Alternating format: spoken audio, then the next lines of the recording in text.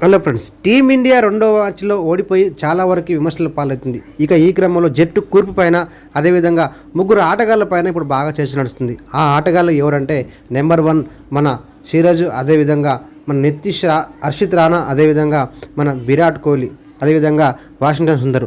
వాస్తవానికి విరాట్ కోహ్లీ గత 7 నెలల కంచి మరి ఈ మొట్టమొదటి మ్యాచ్లో విఫలమైనప్పటికీ సెకండ్ మ్యాచ్లో ఇవ్వడం జరిగింది. అయితే వాస్తవానికి ఏంటంటే ఆ నెంబర్ 2లో మరి ఫస్ట్ డౌన్లో విఫలమవుతున్నటువంటి మన విరాట్ కోహ్లీని మరి శుభ్మన్ గిల్ ఆడి ఓపెనర్గా యశస్వి జైస్వాల్కి ఇస్తే బాగుండని చెప్పి అంటున్నారు.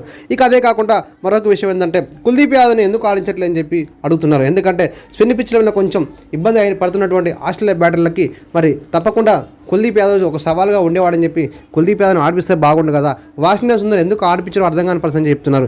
ఇక అదే కాకుండా మరో ఆటగాడు, అదేవిధంగా కోచ్ అయినటువంటి మన గౌతమ్ గంభీర్ పైన ఇప్పుడు బాగా విమర్శలు పాలవుతున్నాయి. అసలు ఎందుకు రోహిత్ శర్మని కెప్టెన్షిప్ తీసేసారు, అసలు ఏం కారణంతో తీసేసారు? మొన్న కేవలం మరి సుమారుగా 47 అంతర్జాతీయ కెప్టెన్షిప్ మ్యాచ్లలో ఒకటే ఓడిన తర్వాత 46 మ్యాచ్లు విజయాన్ని సాధించి ఐసీసీ మరి టోర్నీలో అద్భుతమైన రికార్డు ఉన్నటువంటి మన రోహిత్ శర్మని ఎందుకు తొలగించారు కెప్టెన్షిప్ అని చెప్పి ఇప్పుడు చాలా వరకు కూడా చర్చలు నడుస్తున్నాయి. ఏదేమైనా కూడా 3వ మ్యాచ్లో కనీసం టీమిండియా గెలిచి పరువు నిలబెట్టుకుని చెప్పి చూస్తుంది. వాస్తవానికి టీమిండియా లాంటి ఒక ఛాంపియన్ జట్టు నూతనంగా ఉన్నటువంటి ఆటగాళ్ళు, ఆస్ట్రేలియా ఒక ఎక్స్పీరియన్స్ లేని ఆటగాళ్ళ పైన ఓడిపోవడం పట్ల ఇప్పుడు అభిమానులు ఒక్కసారిగా షాక్ గురవుతున్నారు. ముందు ఇదే కంటిన్యూ అయితే మరో పాకిస్తాన్ టీమిండియా అవుతుందని చెప్పి చెప్తున్నారు. వాస్తవానికి హెడ్ కోచ్, అదేవిధంగా కెప్టెన్ త్వరగా తేలుకోవాలని చెప్పి కోరుకుంటున్నారు ఫ్యాన్స్.